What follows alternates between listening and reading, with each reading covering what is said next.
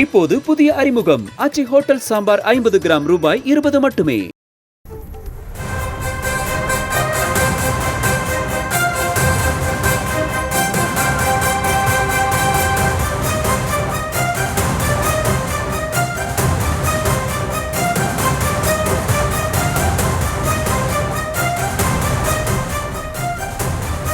அண்ணா பல்கலைக்கழகத்தில் தேசிய மகளிர் ஆணையத்தினர் விசாரணை மேற்கொண்டு வருகிறார்கள். அந்த அண்மை செய்தியை பார்த்து கொண்டிருக்கிறோம்.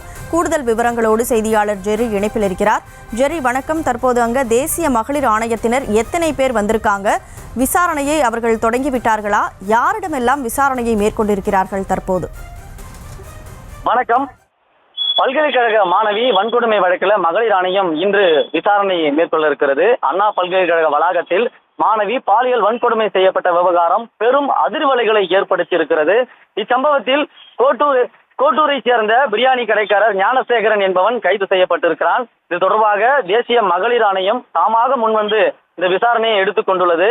குற்றஞ்சாட்டப்பட்டவர் குற்றம் செய்யும் வழக்கத்தை கொண்டவர் என அறிந்த போதும் முந்தைய வழக்குகளில் அவன் மீது காவல்துறை நடவடிக்கை எடுக்க தவறிவிட்டது.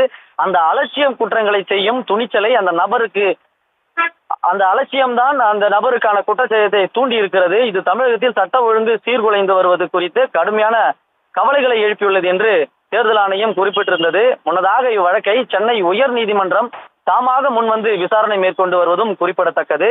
பாதிக்கப்பட்ட பெண் தொடர்பான தகவல்கள் அடங்கிய எஃப்ஐஆர் காப்பி வெளியானது பெரும் பரபரப்பையும் ஏற்படுத்தி இருந்தது. இதற்கிடையே சென்னை உயர்நீதிமன்றம் இந்த வழக்கை தானாக முன்வந்து விசாரணைக்கு எடுத்திருக்கிறது. மேலும் பாலியல் வன்முறை தொடர்பான இந்த வழக்கை விசாரிப்பதற்காக 3 பெண் IPS அதிகாரிகள் அடங்கிய சிறப்பு புலனாய்வு குழுவை நியமித்து சென்னை உயர் நீதிமன்றம் உத்தரவை பிறப்பித்திருக்க நிலையில் அண்ணா பல்கலைக்கழக மாணவி வன்கொடுமை வழக்கில் மகளிர் ஆணையம் இன்று விசாரணையை துவங்கி இருக்கிறது. நேற்று இரவே மகளிர் ஆணையம் மும்பையிலிருந்து சென்னை வந்திருக்கக்கூடிய சூழலில் சரியாக 9:20 மணிக்கு இந்த விசாரணையானது துவங்கி இருக்கிறது.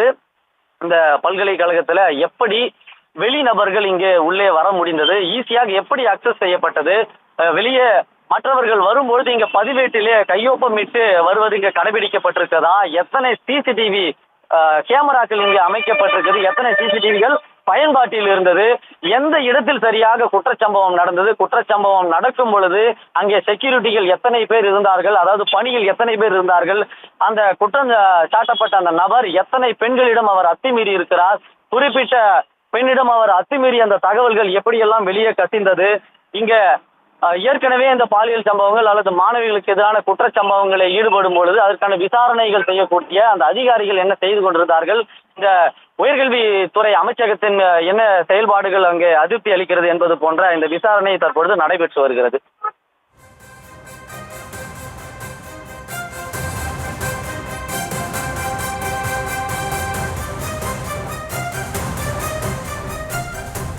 அண்ணா பல்கலைக்கழகத்திற்கு நேரில் வந்த தேசிய மகளிர் ஆணையம் மாணவி பாலியல் வன்கொடுமை செய்யப்பட்டது குறித்து விசாரணையை மேற்கொண்டிருக்கிறார்கள். முழு விவரங்களை வழங்கியதற்கு நன்றி ஜெரி. இப்போது புதிய அறிமுகம் ஆச்சி ஹோட்டல் சாம்பார் 50 கிராம் ரூபாய் 20 மட்டுமே.